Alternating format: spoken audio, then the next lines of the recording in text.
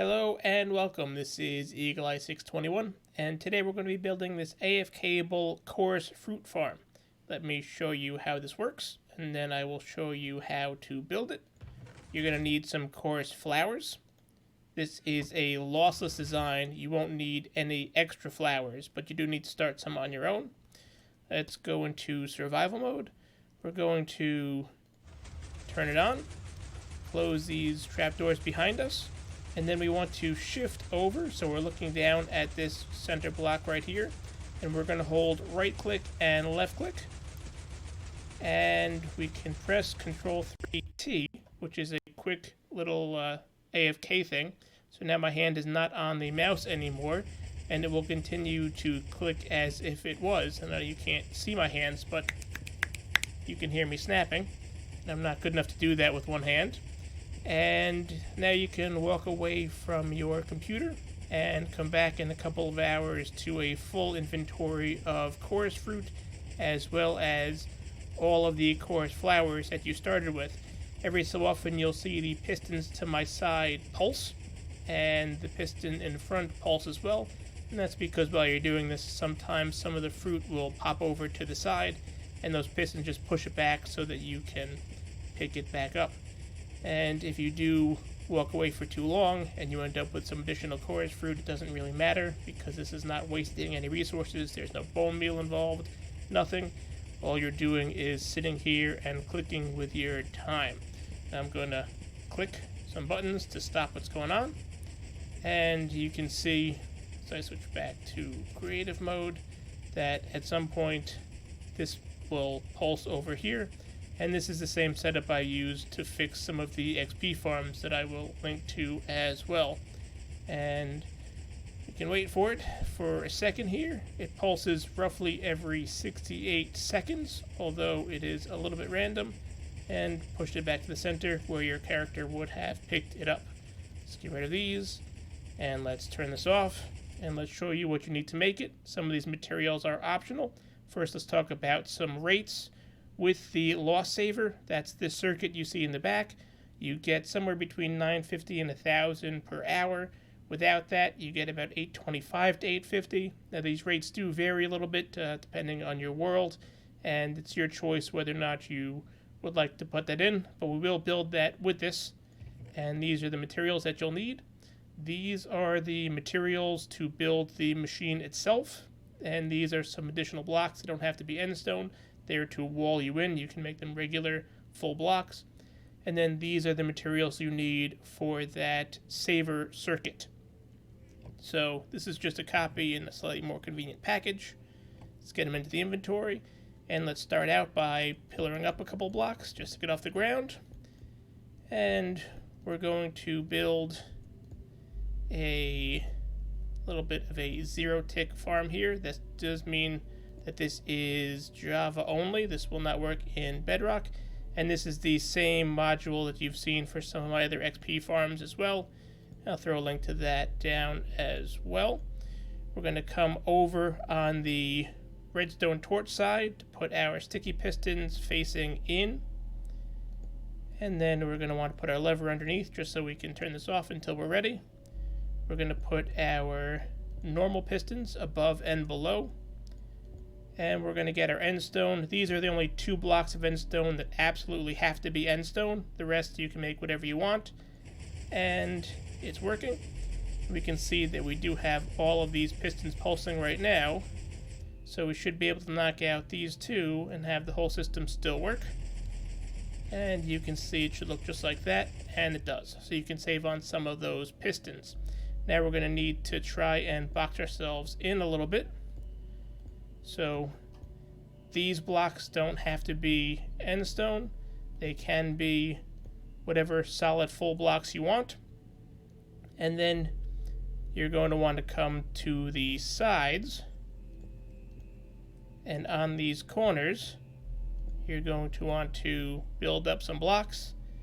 And then also like this to make a little bit of a diamond. Like so. Now you are going to want to be able to turn this machine on and off, so we're going to come around to this side and we're going to put some solid blocks down. We're going to put a repeater into this and into this. We're going to put a solid block here with a torch here and a solid block like this. And what that does is, even if this is off, this will keep it off as long as this is powered. And the way that we're going to toggle this is by having a sticky piston like this, so that we can grab this block and pull it up, and that will be what turns on the farm. That makes this side the front. So now we can show you what that means by putting some block down over here, and when we lift it up, that will reactivate the system, and when we push it back down, that will turn it off again. But we're going to actually come down one additional block like this. So we're going to put our lever on the front over here. Again, these can be whatever blocks you want, but I'm just going to come around with some of these end stone blocks. And then again, this over here is just to make sure you don't fall off. You don't really need to put these here, but this is for what you want. And we'll put our lever on this side to be able to turn it off and on. And we do want to be able to go up a couple of blocks on all of these. And we're going to come up 3 blocks to make sure the fruit does not fall off. And we're going to come and punch out these blocks right here. Let's turn this off so it stops making noise. And this is part of our saver circuit. We're going to put a piston facing in where those blocks were, so they will give that a push. And then we can put our trapdoors down like this, so it opens to there. And then we also want to have a block like that, and same idea, so it closes and opens like a door, so you can get in and out while the chorus fruit can't pop out from behind you. Then we're going to want to take our half slabs, and we do want them to be half slabs so they don't interfere with the circuit below. And we're going to take them and put them like this. And we're going to want to come this way over here, and we can connect them all like that. We need to put our repeaters facing into these two, again, so we don't mess with the circuit underneath.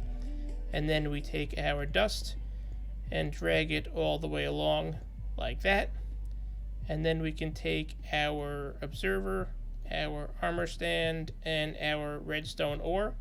And this is what creates that pulse.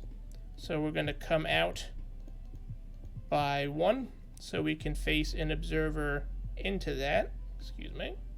Let's try that by 1 more.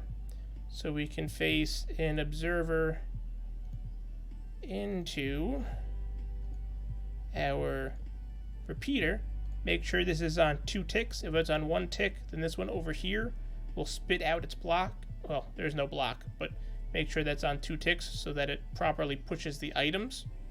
And then we point our observer into this redstone, and you can hear that this pulsed, and I'll break this just so you can see this, and you can see that it will properly pulse. And then we put our armor stand on top of that, and this will pulse roughly every 68 seconds. It's 68.2 on average. And that is it. This is now a completed design. You just need to make sure that if you want to, you can grab a chest just to keep some spare flowers in, or you just remember to bring them on your own and drop them in. And then come over and let's get rid of all the rest of this. You can jump inside, close the door behind you after you remember to turn on the machine, and then in survival mode, right click and left click at the same time. and walk away, come back, and get all of the chorus fruit plants that you possibly need.